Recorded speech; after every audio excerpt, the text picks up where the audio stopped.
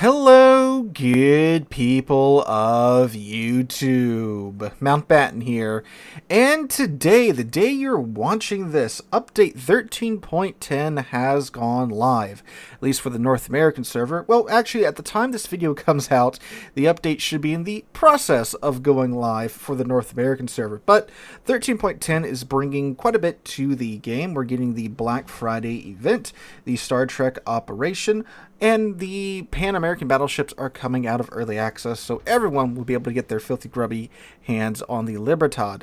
But one of the bits of new content, well, it's not actually new content, I should say, returning content, that caught my eye was that several ships that have been previously released in their own events or were available to buy for a very short time are finally making their way into the armory. And these ships are ships that, well, quite a few of you guys are probably very interested in.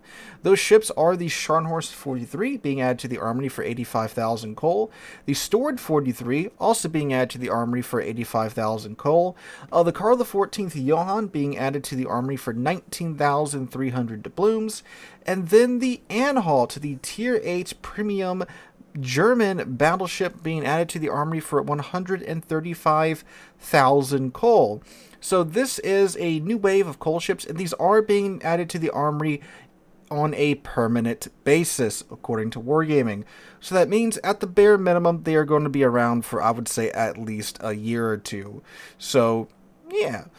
Now, the ship that most of you are probably interested in is the Anhalt, and that's what the subject of today's video is about. You see, the Karl XIV and the Scharnhorst 43, I've done videos on those ships here fairly recently, but the Anhalt, man, this ship was first released back in September of 2022, so it's been over 2 years since this ship was first put up for sale, and now that she's a new coal ship, might you want to pick her up today, since, well, I mean, free ship is free ship, right? I mean, coal, all you have to do is play the game in order to acquire her, but of course you have the Scharnhorst 43 or the Stored 43 that you could pick up for less coal, right? But the Anhalt is a Tier 8 premium ship, so you get a bit of a better economy there than those Tier 7 premium ships. So what is the Anhalt? Well, she is an interesting design. I believe she was a World War I era battle cruiser design, which would explain the funkiness of the ship, right? But in game, she doesn't have a battle cruiser armor scheme. She has battleship armor. She actually has really good armor for a Tier 8 ship. Her mid-deck is 50 millimeters thick, which is just a giant middle finger to SAP and to HE, unless we're talking about, like, you know, battleship caliber SAP. But all up and down the ship, she's actually really well armored, which is again funny because this was, I believe, a battle cruiser design. So she's pretty tough from that standpoint, and she has a large HP pool coming in at 69,500. That's Tier 9 territory, fellas. So you've got good armor and good HP, and if you can count, you might notice, wait, are those 5 turrets atop the ship? Yes, they are. And they house 3 guns per turret for a grand total of 15 guns. That's a lot of guns. Now, what's the catch? Well, they are of a 350 millimeter caliber, which isn't overly large by Tier 8, but hey, you get friggin' 15 of them, right? Yes, that is correct. And accuracy through volume is most definitely a thing in World of Warships, and yeah, it is true here. When you throw enough shells at the target, you will be getting a decent amount of shells hitting the target. However, there's a bit more of a, shall we say, balancing factor when it comes to the guns of the Anhalt. Now, the guns of the Anhalt, like I said, they are 350 millimeters, which isn't overly large by Tier 8, but isn't exactly small either. You know, it's not 305 millimeters like the Aegir, but the shell that is used in these guns is a World War I era shell, which is really odd because, as you notice, the flag is a Kriegsmarine flag and not a Reichsmarine flag, so that's, yeah, okay. So, even though the ship is presented in a World War II fashion, it is a World War I era shell, so Alright, whatever, wargaming. You might notice the Kriegsmarine naval ensign on the ship and not the Imperial Navy ensign that is found on the likes of the, the actual German battlecruiser tech tree. So, yeah, okay, whatever. So, uses a World War One era shell. The gimmick here is that you get a bunch of guns, but when it comes to AP performance, they have, I believe, it's like tier 5 penetration capabilities. So, you have the pins of a battleship that is, well, 3 tiers lower than you. But you get a bunch of shells. So, how does that work out when it comes to the Anhalt? Well, what that does mean is that you will be relying on the HE shells a lot in the Anhalt. Does the AP have its place? Yes, it definitely does. We'll get to that here in a second. So the HE shells are actually going to be your primary munition. Now, that is a problem for one, of course, very obvious reason. If you know anything about the German ships, German ships tend to have, well, not tend to have, they do have in most cases, excellent HE pins for their caliber, but absolutely abysmal HE alpha, which does very much track here. So the maximum HE shell damage out of these 350 millimeter shells is a whopping 4,000 damage. That is, of course, if you manage to citadel something with your HE shells. Which, I mean, it's possible, but doesn't happen too much. So, in reality, you'll get about 1,500 damage per shell from what I've seen out of the Anhalt in my time with her. Which, again, with 15 guns isn't really that much of a problem, but then that brings us back to, well, the accuracy of the guns. They aren't really overly accurate. Of course, you have 15 guns, so there has to be, of course, some trade-off there. So, yeah, in reality, you'll land about 7 shells out of a salvo, so you'll be doing about 6,000-ish damage, again, depending upon where the shells are hitting, because obviously you're not going to pin the turrets or the conning towers, stuff like that. But yeah, about 6-ish thousand damage a salvo on average from what I've seen with the Brandenburg. Now, the good thing is that the other part of the equation here when it comes to the HE shells, these HE shells can pin a whopping 80 millimeters of armor. So there's not really too much in the way of battleship extremities or really anything that is going to be denying your HE shells the ability to pin. So you get better pins on the decks of the enemy ships than some other HE shells do. And again, 80 millimeters is not a whole lot of extremity armor that can tank that. Even some of those icebreaker bows, those tend to be like 50 millimeters in some case when it comes to some of these ships that the Anhalt can see. So again, good consistent HE damage at the cost of, well, a lot of HE damage. So the AP, where's the AP come into play? So the AP, even though, yeah, the pins aren't that great, it's War One era shell, you're getting like tier 5 AP here. That actually helps in some particular cases. One of those being broadside cruisers. Cruisers, as most of you battleship players are well aware, are the source of much frustration because you hit them in their citadel, because you have a big old battleship caliber round going through the cruiser armor. You are overpinning the cruiser and getting menial damage out of it. But since you have tier 5 AP here, a lot of these cruisers that you can see, these tier 7 and tier 6 cruisers and tier 8 cruisers that are usually made out of paper, your shells are arming on these cruisers. So you're doing citadel damage to these cruisers when they show you broadside. And you have 15 shells going at them. So it's not incredibly uncommon to nuke a cruiser for like 75% of its HP if they goof up and show you broadside. Which is something that is very much doable in the Anhalt with, I don't want to say amazing consistency, but it happens quite a bit when you catch those cruisers broadside. Now, of course, a big part of that is catching those cruisers broadside.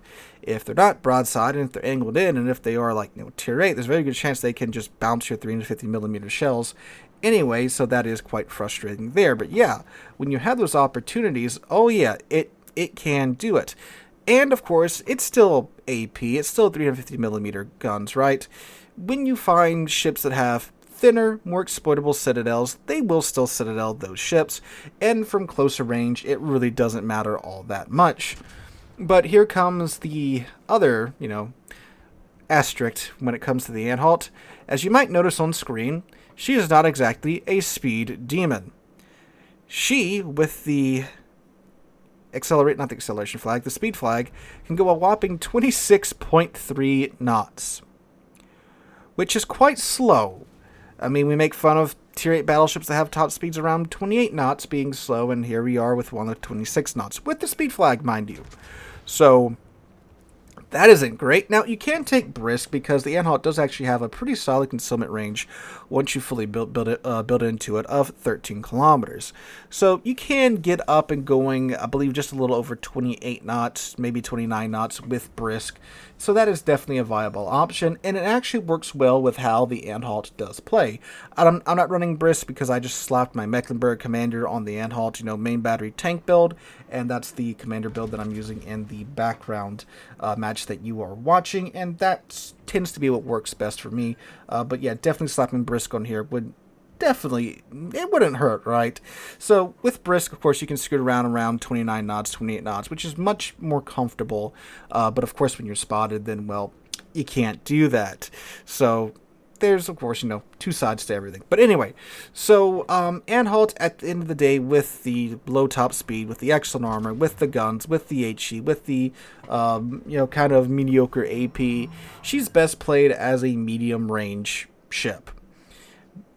Again, not unlike a Mecklenburg. I mean, I'm using my Mecklenburg Commander on the Anhalt, and it works quite well when you are top or mid-tier.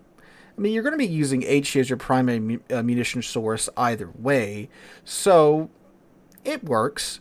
But the issue with the Anhalt is, of course, that it is a Tier 8, and it's going to get up tier to Tier 10. At Tier 10, well, the AP is even less usable because, well, Tier 10 armor schemes, right? And you're really relying on your HE at that point. Again, the HE that is quite, again, not bad at getting pins, but not really overly well at doing damage. So the thing doesn't really up tier all that well. You might be wondering, can I do a secondary build on it? And you might even be saying, well, Sealord, you haven't talked about the torpedoes yet. Yeah, I'll save that for the secondary section. So yeah, you can do a secondary build on the Anhalt. She does have a pretty healthy amount of secondary guns. You get 12 105mm guns, and you get 8 150mm guns. So those 150s can pin 38mm of armor without IFHE. The 105s, unfortunately, cannot pin 32mm of armor. They're stuck at 27. So if you do want to get them up and over 27 and, pinning 32, you will have to, of course, take IFHE, which you don't want to do because you rely on your fire so much for your damage. Because with the mediocre HE damage, fires are really your friends. And with a 27% fire chance per shell with 15 shells, yeah, the Anhalt is a ship that is not exactly terrible at starting fires. When you're landing most of your shells on target, you are going to be starting fires on the enemy ship, and that is kind of what you live and die by in a lot of situations, especially when ships just aren't showing you their broadsides, or you're firing at a ship that just has, too good of an armor scheme for your AP to be really effective against. You're really relying on that HE damage and those fires that your main battery guns are going to be setting. So you don't really want to be taking IFHE to get those 105s pinning 32. And plus, again, with the speed, you can't really force brawls to happen like you can with ships like the Tirpitz and, of course, the Bismarck and the German battlecruiser line. So you really, in my opinion, want to stick with the main battery tank build.